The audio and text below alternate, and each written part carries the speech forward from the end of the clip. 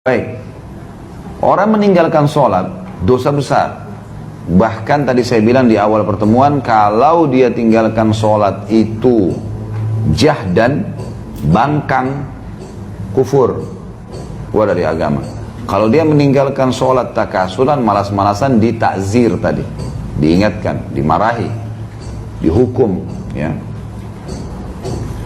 Baik, kita baca dulu dalil-dalil tentang masalah meninggalkan sholat ini, ya. Baru kita masuk nanti penutupan insya Allah masalah tata cara sholat itu sendiri. Kata beliau di sini, penulis buku mengangkat firman Allah surah Maryam ayat 59 sampai ayat 60. A'udzu billahi minasyaitonir rajim. Fa khalafa min ba'dihim khalfun adha'us salata wattaba'us syahawat fasawfa yalqawna ghayya illa man taba wa amana wa amila salihan fa ulaika yadkhuluna jannata wa la yudlamuna syai'a. Tentu ibu-ibu yang pegang buku, ada di ayat yang saya baca di atas, ada titik-titik disambung di bawah, di footnote, ya. Sambungan ayatnya ada di bawah itu. Footnote nomor 3. Ya. Maka datanglah sesudah mereka, orang-orang yang tidak sholat itu efeknya, bahayanya adalah akan datang generasi setelah mereka juga yang tidak sholat. Gitu kan. Dan setiap orang yang meninggalkan sholat, maka pasti akan mengikuti hawa nafsunya. Dan mereka kelak akan menemui kesesatan. Nggak ada lagi panduan. Kalau tidak sholat, udah hilang semuanya nih. Sholat ini penenang jiwa. Kecuali orang yang taubat, beriman dan mengerjakan kebaikan, maka mereka itu akan masuk surga dan tidak dizalimi sedikit pun. Ini dalil yang pertama tentang masalah meninggalkan sholat. Ya, larangan, ada ancaman. Mereka akan sesat kalau tidak sholat. Kemudian dalam surah Al-Ma'un ayat 4 sampai ayat 5 bunyinya a'udzubillahi minasyaitonir rajim fawailun lil musallin alladzina hum 'an salatihim sahun. Maka celakalah bagi orang-orang yang salat, yaitu orang-orang yang lalai dari salatnya. Lalai, jadi dia salat kapan dia mau. Ya, tadi saya bilang meninggalkan salat secara malas-malesan. Ya. Kemudian ada satu tempat di neraka namanya Sakar. Sakar ini tempat untuk menyiksa orang yang tidak sholat. Allah sebutkan dalam surah Al-Muddathir ayat 42 sampai 43. Al-Muddathir ayat 42 sampai 43. Tentu yang pegang buku bisa lihat di situ. Kalau yang belum punya bukunya bisa lihat, ya. Buka Quran di HP-nya. A'udzubillahi minasyaitonirrajim. Ma salakakum fi Sakar? Qalu lam naku minal musallin. Apa para malaikat nanti akan tanya mereka, orang-orang yang masuk neraka Sakar tuh, apa yang membuat kalian masuk ke dalam neraka Sakar? Mereka menjawab, kami dahulu tidak termasuk orang-orang yang mengerjakan sholat. Jadi jelas ancamannya akan masuk ke dalam neraka. Nabi SAW bersabda, al-ahadul ladzi bainana wa bainahum tarkus shalah, al-ahadul ladzi bainana wa bainahumus shalah, faman tarakah faqad kafar. Hadis ini sahih riwayat Tirmidzi dalam Kitabul Iman. Dan Ibnu Majah juga dalam kitab Iqamah was Salah was Sunnah fiha. Hakim juga menyebutkan dalam Mustadrak. Ya, dan ini beliau juga mensahihkannya, dan Imam Az-Zahabi juga penulis buku kita ini juga mensahihkannya. Yang berbunyi perjanjian yang ada antara kita dengan mereka adalah solat. Maksudnya perbedaan dasar antara kita dengan orang-orang kafir adalah solat. Maka barang siapa yang meninggalkannya, maka dia telah kafir. Dianggap kafir kalau dia meninggalkan solat secara jahdan tadi, paksa. Enggak, saya nggak mau solat. Kemudian juga dalam hadis Nabi SAW yang berbunyi, man fatathu salatul asri habita amalu. Barang siapa yang luput melaksanakan salat asar sebagai bentuk pengingkaran, ya, maka amal ibadahnya telah gugur, dihapus amal ibadahnya semua. Ini ruginya, gitu kan.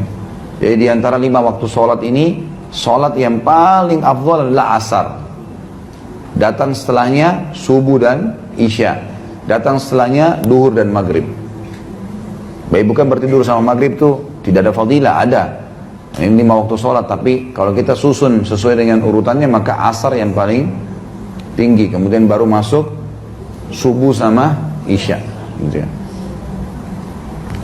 Kemudian hadis Nabi SAW yang lain, ya ini semua ada disebutkan di footnote-nya.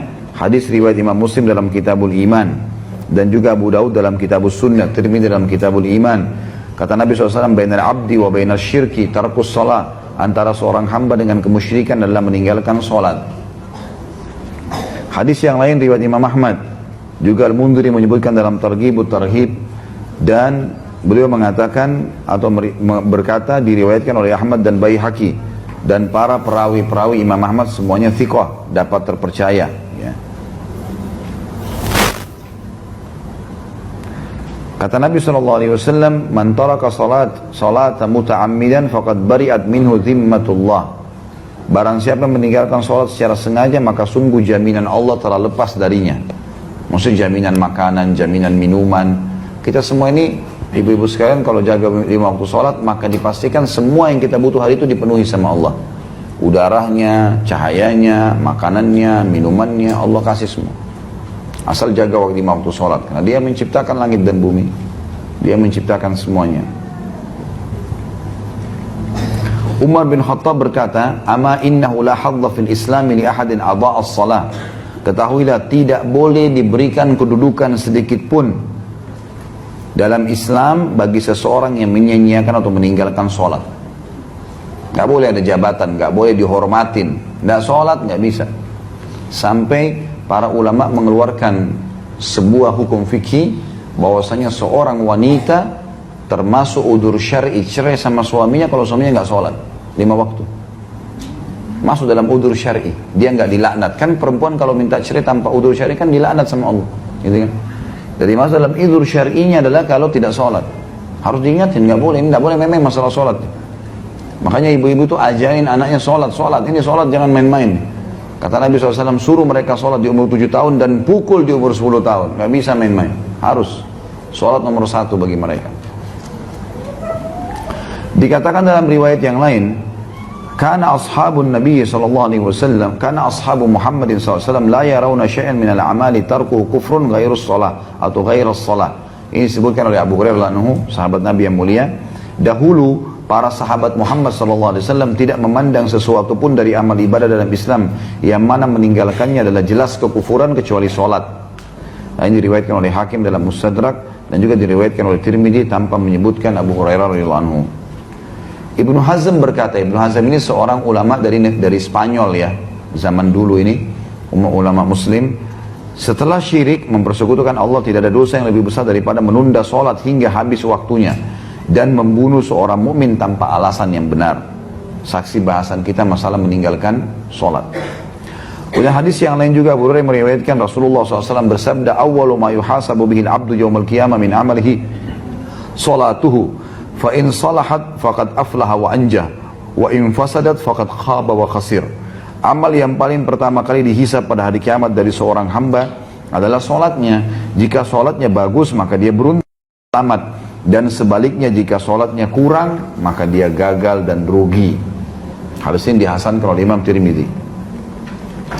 Nabi kita Muhammad SAW memastikan bahwasanya kita atau beliau diperintahkan untuk ya memerangi orang-orang sampai mereka sholat. Sebagaimana hadis beliau, umirtu an uqatilan nasa hatta yashhadu an la ilaha illallah wa anna Muhammad Rasulullah wa yuqimus shalah wa yu'tuz zakah fa in fa'alu dzalika asamu minni dima'ahum wa amwalahum illa bihaqqil Islam wa hisabuhum 'ala Allah. Aku diperintahkan oleh Allah untuk memerangi manusia sampai mereka mengucapkan syahadat, asyhadu an la ilaha illallah Muhammad Rasulullah. Aku bersaksi tidak ada yang berhak disembah kecuali Allah, Muhammad adalah hamba juga utusannya. Lalu mereka mendirikan sholat, mereka membayar zakat. Apabila mereka telah melaksanakannya, maka mereka telah melindungi darah dan harta mereka dari bahayaku, kecuali disebabkan hak Islam dan perhitungan mereka kembali kepada Allah. Nah, jadi memang Islam ini diperintahkan oleh Allah SWT kepada Nabi SAW untuk disebarin sampai mereka syahadat, sholat dan zakat. Nah, kalau mereka melakukan, maka mereka telah aman. Jadi saksi bahasan berarti ada ancaman orang yang tidak sholat. Kemudian hadis yang lain, tentu saya bacakan semua dalilnya. Saya agak percepat karena sudah mau jam 11 ya. Saya ada acara ceramah lagi tentunya. Saya akan bacakan dalilnya. Selanjutnya adalah hadis Bukhari Muslim. Anna rajulan qal, dari Abu Sa'id radhiyallahu anhu, anna rajulan qal ya Rasulullah ittaqillah. Qala wailaka awalastu ahaqqu ahli al-ardi an yattaqiyallah. Faqala Khalid bin Walid radhiyallahu anhu, ala adribu unukahu ya Rasulullah. Faqala la la'allahu an yakuna yusalli. Bahwasanya seseorang laki-laki pernah berkata kepada Nabi SAW, bertakwalah, takutlah kau kepada Allah. Jadi kalimat ini berat sebenarnya kalau dalam bahasa Arab. Jadi seakan-akan kau ini salah gitu loh. Takutlah sama Allah. Maka Nabi SAW sempat marah sama orang itu sambil berkata, ada apa denganmu? Bukankah aku adalah penduduk bumi yang paling berhak untuk takut sama Allah? Aku harus yang paling takut sama Allah. Kenapa harus kamu katakan itu? Maka sahabat Nabi yang lain namanya Khalid bin Walid radhiyallahu anhu berkata, ya Rasulullah, boleh saya penggal lehernya orang ini? Ini ngaco nih masa ngomong gitu. Saya penggal aja ya Rasulullah. Kata Nabi SAW, jangan. Barangkali dia termasuk orang yang melaksanakan sholat. Ternyata sholat ini menahan orang dari dibunuh gitu. Padahal dia sudah menghina Nabi SAW. Gitu kan? Jadi saking pentingnya sholat itu. Di dalam hadis yang lain, kata Nabi SAW, man lam yuhafiz ala salati lam yakun lahu nur, wala burhan, wala najah. Wa kana yawmal qiyamati ma Qarun, wa Fir'aun, wa Haman, wa Ubay bin Khalaf. Tapi tentu di sini masih diperselisihkan ulama tentang kesahihan hadisnya ya.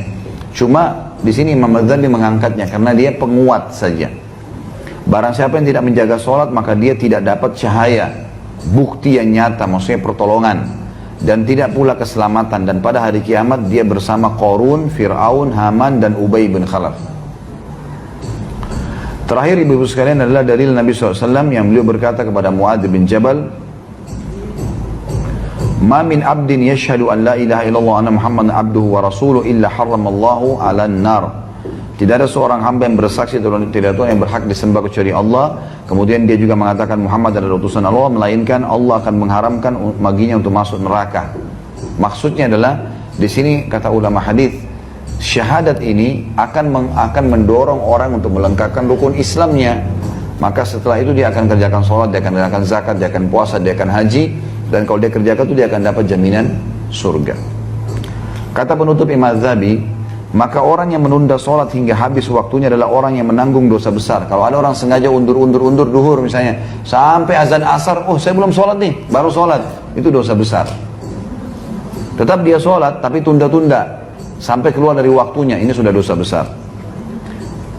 Dan orang yang meninggalkan sholat secara total, yakni satu sholat saja, sengaja nggak mau sholat subuh, nggak mau, maka dia adalah seseorang, ya, dia seperti orang yang berzina dan mencuri, karena meninggalkan setiap sholat atau menundanya hingga tidak sempat mengerjakannya adalah satu dosa besar.